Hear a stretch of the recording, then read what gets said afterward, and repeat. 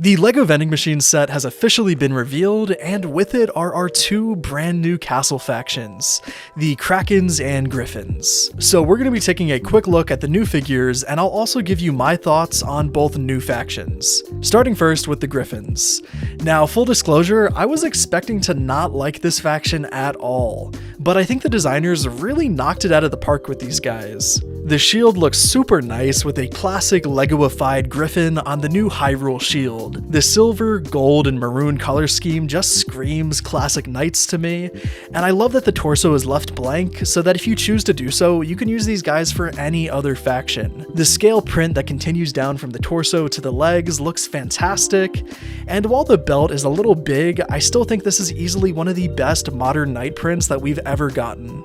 Honestly, these guys would look terrific together with the Red Falcons from a couple of years ago, and I'm super tempted to ditch my Red Falcon army and turn them into a bunch of Griffins.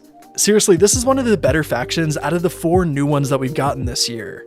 And now let's take a look at the Krakens. To no one's surprise, the Krakens were the most popular one out of the 4 that you could vote for, and I think LEGO did a pretty good job with them.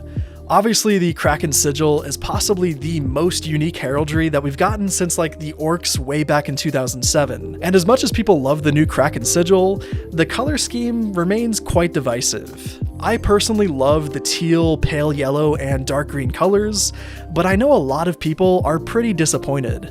Teal and dark green are 2 of my favorite LEGO colors, so I'm looking forward to this figure either way. And the torso and leg print on these guys is a perfect pirate Viking mix, and I think it's fair to say that these guys are absolutely inspired in part by the Greyjoys from A Song of Ice and Fire. The sigil to the pirate Viking look is straight out of Pike, and I love it. But this figure isn't perfect because unfortunately it uses a brown helmet.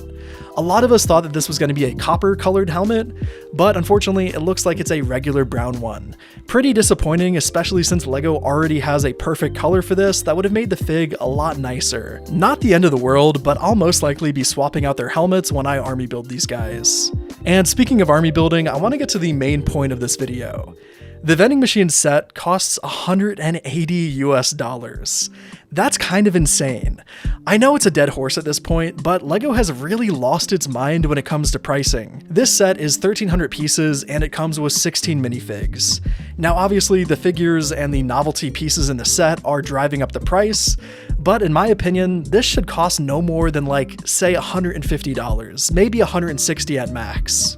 The build looks great, and as someone who was obsessed with building LEGO vending machines as a kid, I will be buying the set. But if you're just wanting the castle figs from the set, I'd say wait and just grab the figs when they come to Pick-a-Brick. I'm like 99% sure they'll be put on there anyways, as all non-licensed minifigures eventually do.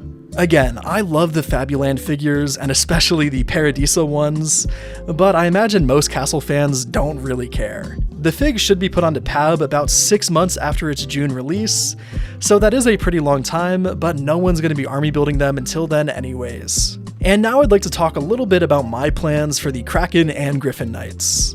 With the Griffins, I have a couple ideas that I want your feedback on. Like I said earlier, I think it'd be really fun to combine the Red Falcons with these guys to make a full Griffin kingdom. Now that would mean that I'd have to be scrapping my Red Falcon lore, but I could maybe find a way to remake them with other parts, who knows. My other idea is to turn the Griffins into a mercenary band. I've been loving this idea for some of my other small factions, and I think the Griffin sigil works for that pretty well. They feel tough but also regal in a way that I think would work really nicely for a noble mercenary group. And in that same vein, I could totally see these guys being used as a crusader/religious order of knights. They just have that vibe, if you know what I mean. Let me know what you think of those ideas in the comments below, as I'm not 100% sold on anything right now.